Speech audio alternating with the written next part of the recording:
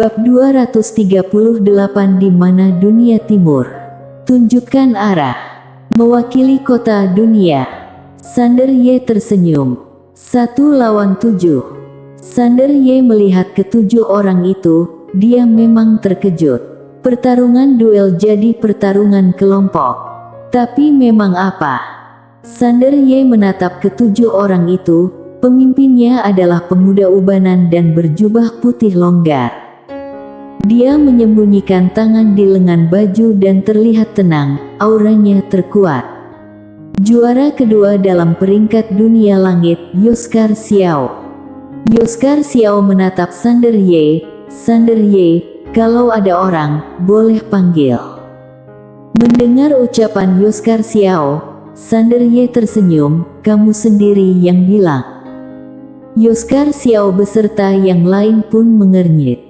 Sebagai tuan muda Akademi Guanxuan, sudah pasti punya orang. Apakah ada orang yang diam-diam melindungi Sander Ye?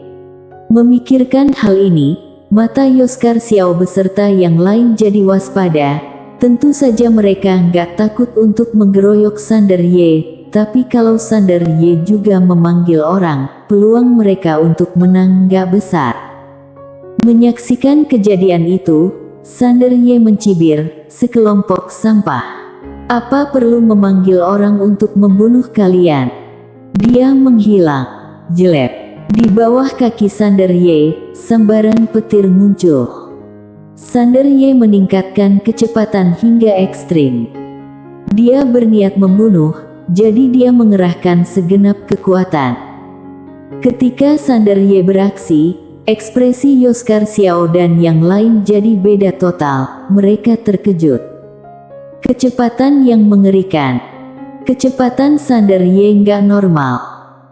Pedang Sander Ye nggak ditujukan pada Yoskar Xiao, tapi pada yang terlemah di antara ketujuhnya, Vermolin sang juara ke-8. Ketika tahu Sander Ye mengincarnya, ekspresi Vermolin jadi beda total. Dia tak menduga Sander Ye akan mengincar dia. Tapi jarak begitu dekat, dia nggak sempat menghindar. Dia hendak beraksi, tapi begitu niat itu muncul, sebuah pedang terbang melewati alisnya. Jelek. Aliran darah muncrat dari sela-sela alis Vermolin. Bunuh satu orang secara instan. Yoskar Xiao beserta yang lain juga sadar sekarang. Dia maju dan meninju Sander Ye dengan cepat. Ketika Sander Ye membunuh Vermolin, tinjunya sudah mengenai sisi Sander Ye. Kekuatan dahsyat langsung menghancurkan ruang waktu tempat Sander Ye berada. Tapi, Sander Ye menghilang bagai hantu, lalu sinar pedang melintas, secepat guntur kejutan. Menyaksikan kejadian itu, ekspresi Yoskar Xiao beda total. Kintogu, hati-hati.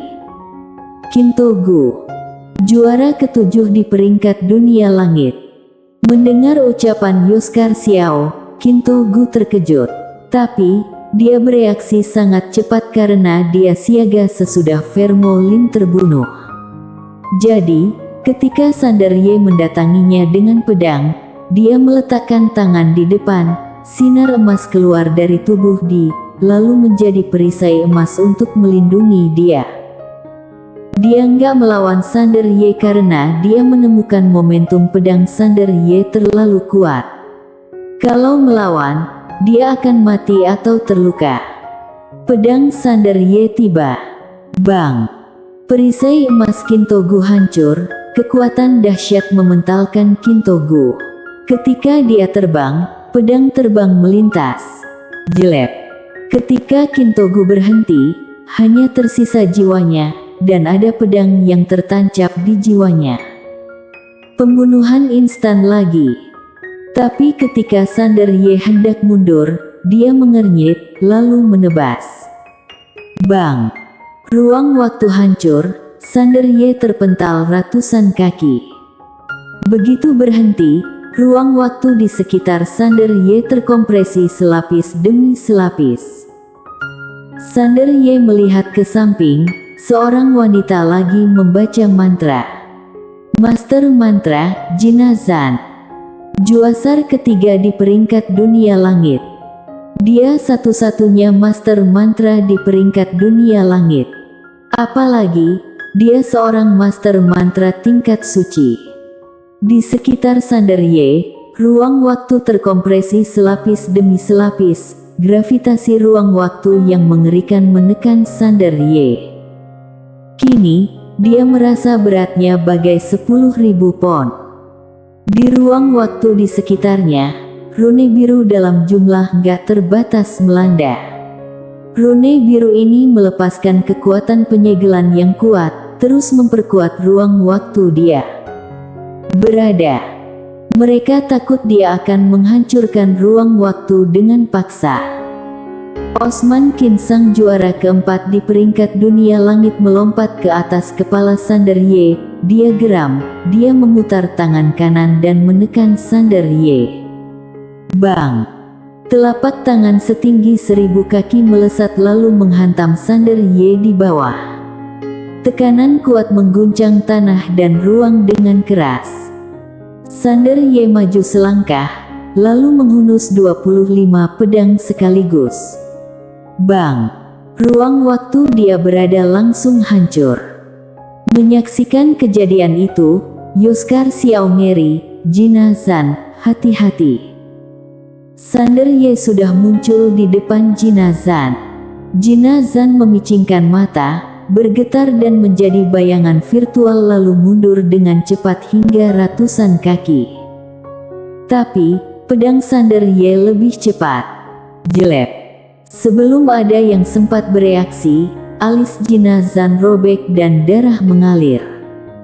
Ranah insan Xian. Pedang peri mengintai. Ini diberikan Master Pedang Abadi, dia belum pernah menggunakannya. Kekuatan yang mengerikan. Pedang ini gak beraura dan spesial, itu meningkatkan kecepatan pedang terbangnya hingga 50%. Pedang ini begitu cepat hingga Master Mantra tingkat Kaisar pun gak bisa menghindar. Ketika Sander Ye membunuh Jinazan dengan satu pedang, ekspresi mereka berubah.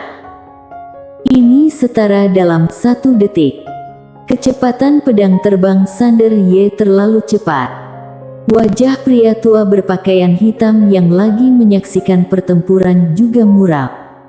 Dia tak menduga kekuatan tempur Sander Ye begitu mengerikan. 1 lawan 7. Bunuh 3 orang secara instan.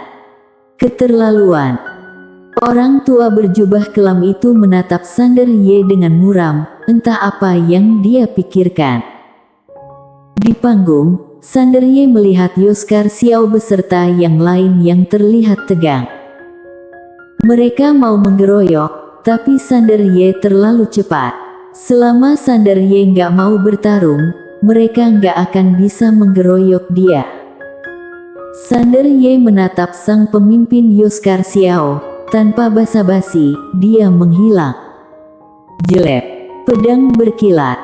Ekspresi Yoskar Xiao jadi beda total. Dia membuat mudra, lalu perisai jimat besar muncul di depannya. Tapi, pupil matanya menyusut, hati-hati. Ekspresi Osman Qin juga beda total. Sander Ye lagi mengelabui mereka. Dia nggak ingin membunuh Yoskar Xiao, tapi Osman Qin. Biarpun sudah siaga, Osman Qin terkejut ketika melihat Sander Ye datang dengan pedang. Kekuatan Sander Ye mengerikan. Pedang Sander Ye terlalu cepat. Dia nggak bisa mengelak, jadi hanya bisa bertahan dengan pasif.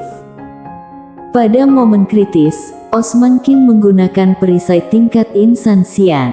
Sesudah perisai muncul, kekuatan dahsyat melanda. Tapi, Sander Ye mendadak berhenti. Osman Qin tercengang. Detik berikutnya, dia ngeri dan hendak berbalik jelek. Pedang peri mengintai menembus leher Osman Qin. Darah memercik. Pembunuhan instan lagi. Sander Ye membuka telapak tangan, cincin penyimpanan Osman Qin serta perisai tingkat insan Xian terbang ke tangan dia. Sander Ye melihat perisai itu dengan terkejut. Barang bagus.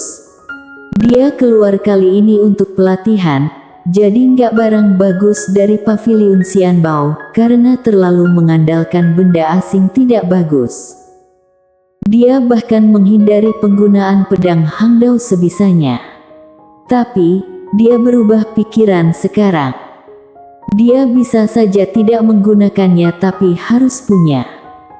Melihat Sander Ye menyimpan perisai insan Xian, wajah Yoskar Xiao dan orang lain jadi muram. Seolah teringat sesuatu, Yoskar Xiao berujar, "Tuan Muda Ye, bisakah masalah ini diakhir di sini?" Sesudah bertarung sampai sekarang, dia tahu mereka bukan tandingan Sander Ye. Kini, yang bisa dia lakukan hanyalah berdamai. Sander Ye melirik Yoskar Xiao, "Kamu terlihat bodoh, seperti pagodaku." Dia langsung berhenti. Pagoda kecil. Mendengar ucapan Sander Ye, Yoskar Xiao mengernyit, "Apa kamu benaran mau mati bersama?" Sander Ye menghina, "Apa kamu layak?" Dia menghilang. Jelek. Ruang waktu terbelah. Menyaksikan kejadian itu, mata Yoskar Xiao menyusut.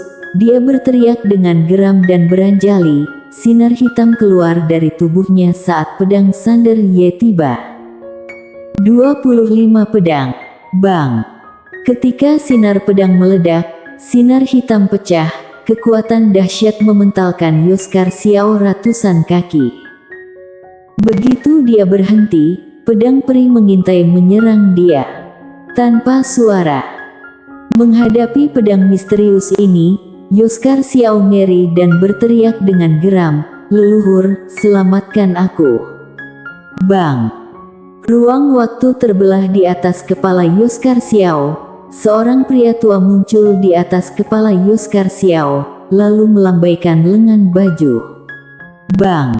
Pedang terbang Sander Ye terpental.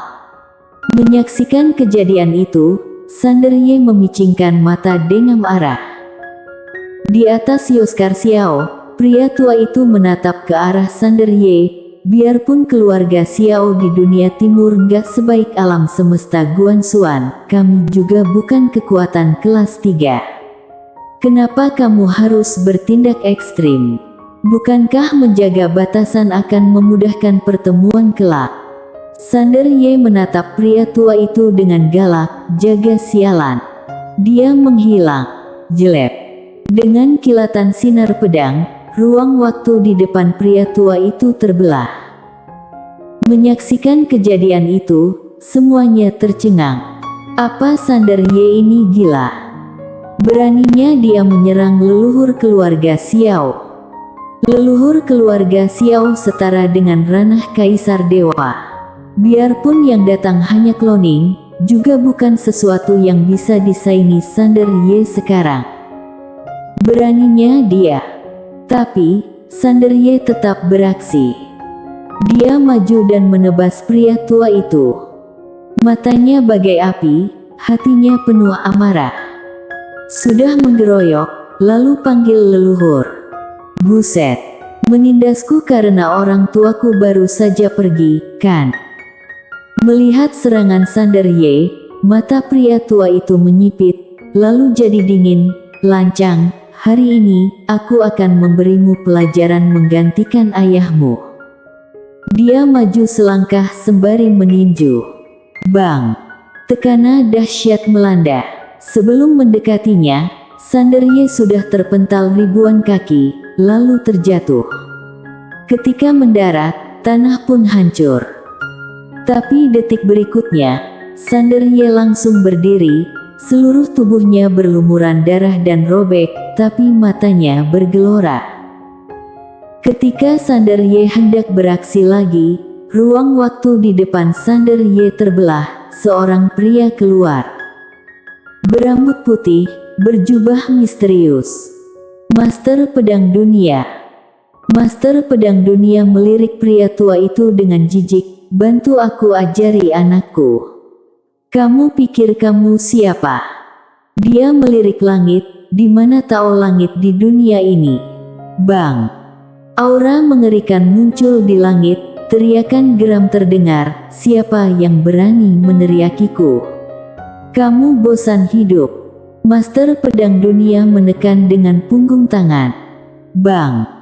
Aura mengerikan itu pecah, lalu dia menggenggam dengan tangan kanan, ruang waktu terkoyak, bayangan virtual pun tercengkeram. Buset! Tao langit ngeri, Master pedang dunia. Master pedang dunia, aku nggak tahu kamu datang. Aku bersedia tunduk dan bergabung dengan alam semesta Guanxuan. Sander Ye. Master pedang dunia menatap Tao langit, di mana dunia timur. Tunjukkan arah. Pagoda kecil. Bersambung.